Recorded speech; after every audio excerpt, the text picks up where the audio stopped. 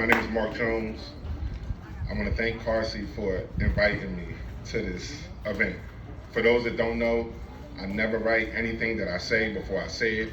I literally just speak to what I feel at that moment, what is presenting itself to me. So firstly, I want to thank Luann because she came to me today and said, like, I'm important to this movement in Montco. And that's not who I want to be. At the end of the day, I just want to bring power to people's voices. Like, this isn't about me. I got 9 kids, I have 9 grandchildren. I literally want to bring power to people's voices. I'm honored to speak here today because I believe we met during protests last year, right? And everything that has happened since that point in time here has been absolutely amazing. Like, it's one of those things where, I think I've said before, like, put the proof is in the pudding, put your money where your mouth is, things like that, right? And then every month I see CAARSEA out in Norristown, feeding folks in Norristown. And a lot of people here may not understand the significance of that. Maybe you've never been homeless before. But when you out on the street and just one person gives a crap about whether or not you ate dinner, you literally can make that person's next month. That one meal can take that person from that train station to the shelter to go get the proper assistance. That's really what the work is about, and to be able to see you guys continuing at the work, you don't really have to. Like, Plymouth is a nice place. Look at all your allies in the area. Right? Like, we know things ain't right, so this is not necessarily where you guys have to go so hard. But yet, I regularly see you going that hard. So I wanted to lead everything I had to say and putting into these 3 minutes with just congratulating you guys on getting this far and just wishing you the best and continuing the work that you've been doing. Whether you realize it or not, you have changed this community. That was the goal starting last year. For that, I'm forever grateful as a black man in Montgomery County. Thank you.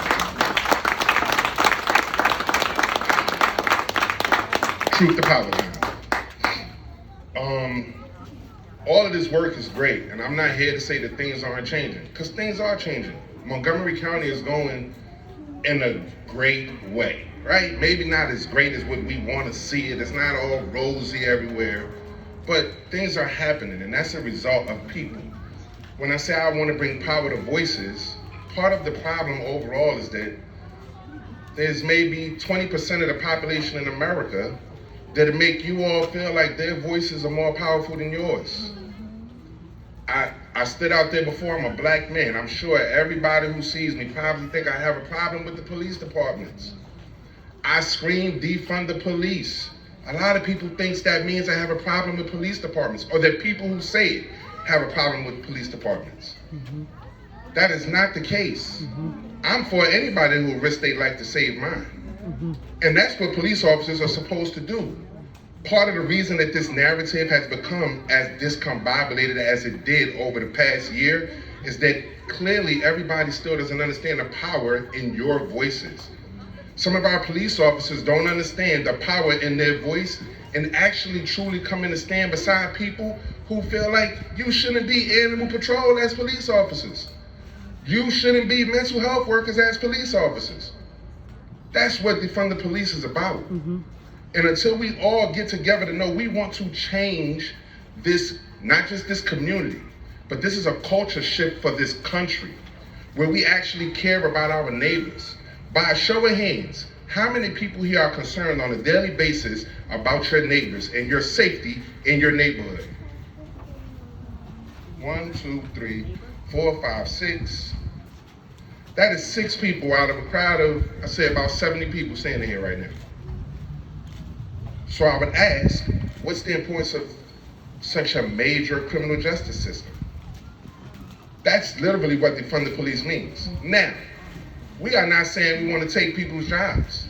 That's not the goal, because there's police officers here today. I'm sure you didn't have to be here, right? That the goal isn't to take people's jobs. So if we live in a community where the community would adequately fund police and adequately fund all of the other services that we need in our communities, then nobody would say defund the police.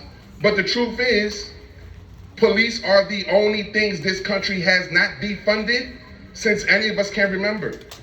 We've defunded public education. We defunded the ambulance. We just had to pass an ordinance to make it fire departments to spread the money because we can't pay our damn fire departments the way we need to. So no, nobody's gonna say defund those things. But again, it's not out of dislike, because things like this is really what it's about.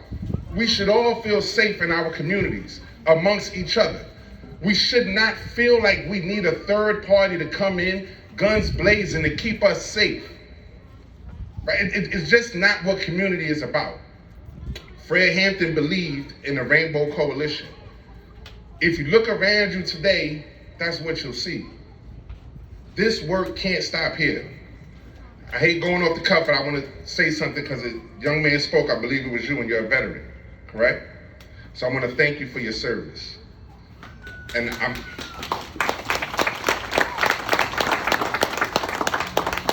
again, when I say we let people steal the narrative, I'm gonna cry when I speak right now. People look at people like myself, activists, and to make you believe that we got a problem with armed forces in this country.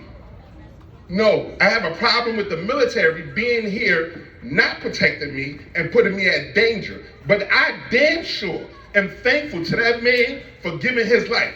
But you know what I do know? In this country that has fooled us all into thinking that we're not together, that man could go risk his life for this country and come home and have to fight for damn benefits. Mm-hmm. That's not a black or white thing. That's not a Democrat or Republican thing. This is about humanity, folks. This whole fight has been about humanity from the minute people took to the streets. It just took it being a black man's life to wake some folks up too. This is all about humanity and the type of environment you want to live. If you feel okay with living in a place where our police officers have to worry about their damn safety when they leave out their door in the morning, I couldn't imagine putting my life on the line and people being ready to shoot you. And I'm sorry because you're the only one I can see with your uniform on. So I couldn't imagine that. We shouldn't live in that type of community. You should feel as safe with us as we should feel with you. That's what this is about.